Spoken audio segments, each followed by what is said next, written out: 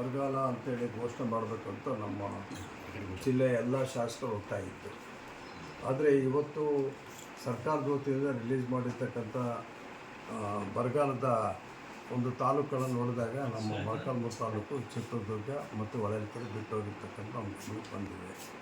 ಇದು ಇಡೀ ಕರ್ನಾಟಕಕ್ಕೆ ಗೊತ್ತಿದೆ. ಮೊಳಕಾಲ್ಮೂರಲ್ಲಿ ಅತಿ ಹೆಚ್ಚು ಮಳೆ ಬರೋಲ್ಲ, ಯಾವಾಗಲೂ ಬರೋಲ್ಲ, ಬಂದರೂ ಕೂಡ ಅದು ಉಪಯೋಗ ಆಗ್ತಿರ್ತಕ್ಕಂಥ ಸಂದರ್ಭದಲ್ಲಿ ಬರುತ್ತೆ ಅಂತ ಎಲ್ಲರೂ ಗೊತ್ತಿದೆ. ಆದಾಗ್ಯೂ ಕೂಡ ಈ ಸಾರಿ ನಮಗೆ ಜುಲೈ ತಿಂಗಳಲ್ಲಿ 100% ನೀರಾವರಿಗೆ ಬೇಕಾಗಿರ್ತಕ್ಕಂಥದ್ದೇನು ಮಳೆ ಬೇಕಾಗಿತ್ತು, 100% ಮಳೆ ಬರಲಿ ಜುಲೈನಲ್ಲಿ.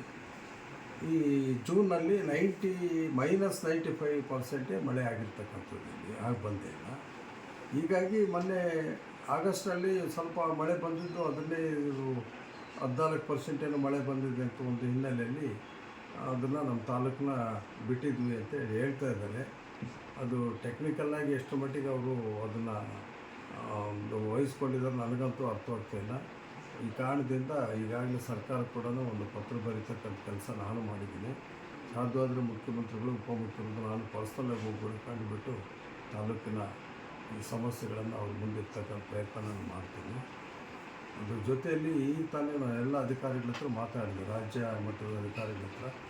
ಇದು ಫಸ್ಟ್ ಪೇಜ್ ಮಾತ್ರ ನಾವು ರಿಲೀಸ್ ಮಾಡಿದ್ವಿ. ಸೆಕೆಂಡ್ ಪೇಜ್ ಇನ್ನೂ ಭಾಳಷ್ಟು ತಾಲೂಕುಗಳನ್ನು ಇದನ್ನು ಡಿಕ್ಲೇರ್ ಮಾಡಬೇಕಾಗಿದೆ.